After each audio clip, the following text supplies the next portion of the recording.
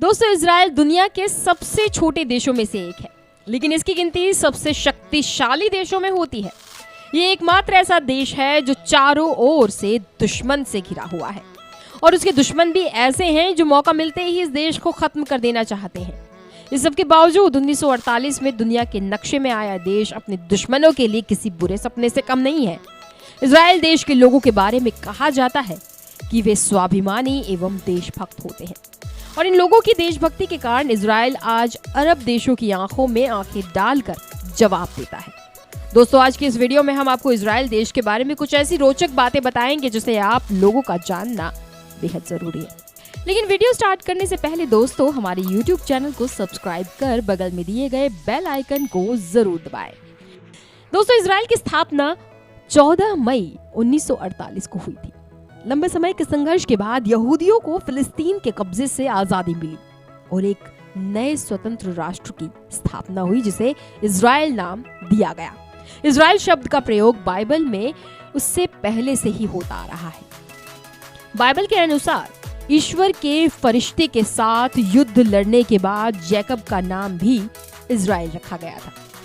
इस शब्द का उपयोग उसी समय से यहूदियों की भूमि के लिए किया जाता रहा है। दोस्तों, आधिकारिक तौर पर इजराइल दुनिया का एकमात्र यहूदी देश है, और इस देश की सबसे खास नीति ये है कि पूरी दुनिया में किसी देश में अगर यहूदी बच्चा जन्म लेता है तो उसे इजराइल की नागरिकता प्राप्त हो जाती है। यानी पूरी दुनिया में अगर कोई भी यहूदी रहता है तो उसे इजराइल की नागरिकता अपने आप ही मिल जाती है, और वो तब चाहे जब जाकर के इजराइल रह सकता है। इजराइल की राष्ट्रभाषा हिब्रू है।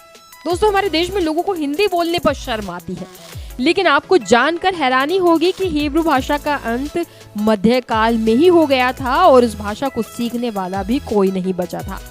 लेकिन जब इजराइल की स्थापना हुई तो देशभक्त यहूदियों ने अपनी भाषा को फिर से पुनर्जीवित किया और उसे इजराइल की आधिकारिक भाषा बनाया, और इसी तरह से इस भाषा का पुनर्जन्म हुआ।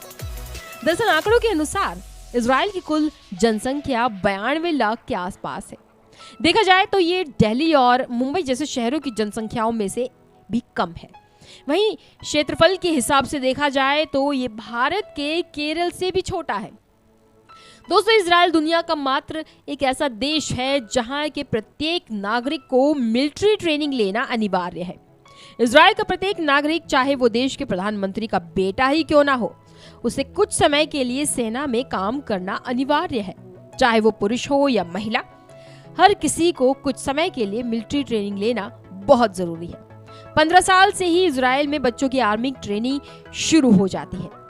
हाई स्कूल की पढ़ाई पास करने के बाद उन्हें ये सर्विस ज्वाइन करना पड़ता है। वहाँ नियम के अनुसार लड़कों को 3 साल और लड़कियों को 2 साल सेना में काम करना जरूरी होता है। दोस्तों, इजराइल एक लोकतांत्रिक देश है, लेकिन फिर भी वहाँ भारत या ब्रिटेन की तरह लिखित संविधान नहीं है। वहाँ पर परंपराओं और देशवासियों की सुविधा के हिसाब से नियम कानून बनते हैं और बदलते रहते हैं। दोस्तों, आप सभी ने साइकिल तो जरूर चलाई होगी, लेकिन साइकिल चलाने के लिए क्या आपने कभी लाइसेंस बनवाया है? नहीं ना। लेकिन इजराइल दुनिया का एकमात्र ऐसा देश है जहां आपको साइकिल चलाने के लिए भी लाइसेंस बनवाना पड़ता है। इसके अलावा इजराइल दुनिया के उन 9 देशों में से एक है जिनके पास परमाणु हथियार और सैटेलाइट सिस्टम मौजूद है। दोस्तों, इजरायली वायुसेना दुनिया की चौथी सबसे बड़ी और शक्तिशाली वायुसेना है।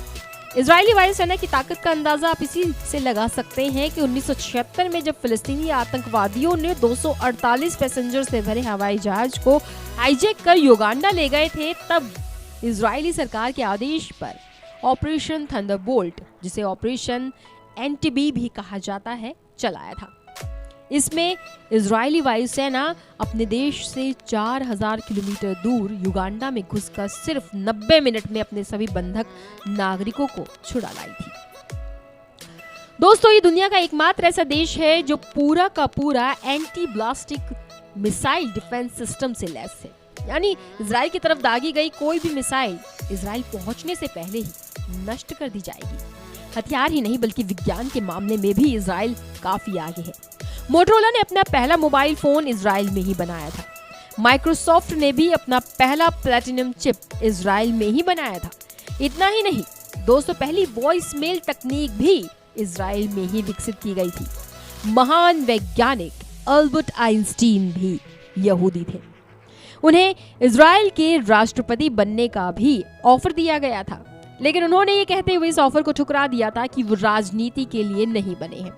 इसके अलावा मशहूर सोशल साइट फेसबुक के संस्थापक मार्क जुकरबर्ग भी यहूदी ही हैं। दोस्तों अपनी आजादी के समय इजराइल एक बंजर जमीन का टुकड़ा मात्र था, जहां ना खेती की जा सकती थी और ना पानी का स्रोत था। लेकिन जल्दी ही टेक्नोलॉजी की मदद से इजराइल खाद्यान्न के मामले में आत्मनिर्भर बन गया। आज की डेट में इजराइल अपनी जरूरत का 93% खाद्य पदार्थ खुद पैदा करता है। इसके अलावा समुद्र के पानी को साफ करके पीने और दूसरे कामों में प्रयोग करता है। दोस्तों इजराइल में कुल 40 बुक स्टोर हैं, क्योंकि यहाँ सरकार हर व्यक्ति को किताबें मुहैया कराती है और इन सब के अलावा इजराइल में छपने वाली हर किताब की कॉपी जूइश नेशनल यूनिवर्सिटी की लाइब्रेरी में जरूर रखी जाती है। दोस्तों आज के समय में हमारे देश में किताबें बहुत महंगी हैं और स्कूल वाले तो बच्चों के पेरेंट्स को फोर्स करके जबरदस्ती किताब खरीदवाते हैं। ऐसे में हमें इजराइल से सबक लेना चाहिए और उससे सीख लेनी चाहिए। इजराइल का समुद्री तट केवल 273 किलोमीटर लंबा है। इसके बावजूद ये 137 ऑफिशियल बीचेस यहाँ मौजूद हैं। इजराइल की खुफिया एजेंसी मोसाद दुनिया की सबसे खतरनाक इंटेलिजेंस एजेंसी मानी जाती है। मोसाद के बारे में कहा जाता है कि एक बार अगर आप इनकी निगाहों में आ गए तो ये आपको पाताल से भी ढूंढ निकालेंगे। दोस्तों 1972 में जर्मनी के ओलंपिक गेम्स में फिलिस्तीनी आतंकवादियों ने 12 इजरायली खिलाड़ियों की हत्या कर दी थी। तब तत्कालीन प्रधानमंत्री गोल्डा मेयर ने ऑपरेशन ब्लैक सितंबर लॉन्च किया था और मोसाद को खुली छूट देते हुए कहा था कि एक भी आतंकी जिंदा नहीं बचना चाहिए। दोस्तों अगले 22 सालों तक मोसाद के एजेंटों ने एक एक आतंकी को ढूंढ कर मारा था। इजराइल की सैन्य ताकत का अंदाजा आप इसी से लगा सकते हैं कि जून 1967 में स्वीडन, सीरिया और इराक जैसे आधा दर्जन मुस्लिम देशों ने एक साथ इजराइल पर हमला किया था। तो उसने पलटवार करते हुए मात्र 6 दिनों में सबको बुरी तरह से हराया था।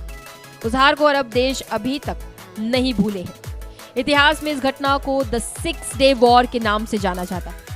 दोस्तों इजराइल भारत को अपना सच्चा दोस्त मानता है। इसके बावजूद 2017 से पहले किसी भी भारतीय प्रधानमंत्री ने इजराइल की यात्रा ही नहीं की थी। इसके पीछे उन सभी प्रधानमंत्रियों के कुछ खास वोट बैंक के नाराज हो जाने का डर था। लेकिन 2017 में प्रधानमंत्री नरेंद्र मोदी इजराइल का दौरा करने वाले पहले भारतीय प्रधानमंत्री बने थे। उनके इस दौरे ने भारत और इजराइल की दोस्ती को और भी ज्यादा मजबूत कर दिया। दोस्तों 2014 से पहले जब हमारे देश में कोई आतंकवादी हमला होता था तब उसकी कड़ी निंदा की जाती थी, जबकि 1948 से इजराइल का एक ही मूल मंत्र रहा है कि किसी ने हमारे देश के एक भी नागरिक को मारा तो वो उसके देश में घुसकर उसके 1000 नागरिकों को मारेंगे। और मिशन ब्लैक सितंबर के बाद इजराइल ने ये करके भी दिखाया है। दोस्तों इजराइल से सिर्फ 1 साल पहले हमारे देश को आज़ादी मिली थी, लेकिन विकास के मामले में आज हम कहाँ हैं और इजराइल कहाँ है, ये आप सभी को पता है। दोस्तों हमारी ये वीडियो आपको कैसी लगी कमेंट करके हमें ज़रूर बताएं और हमारे इस YouTube चैनल को सब्सक्राइब कर बेल आइकन को ज़रूर दबाएं।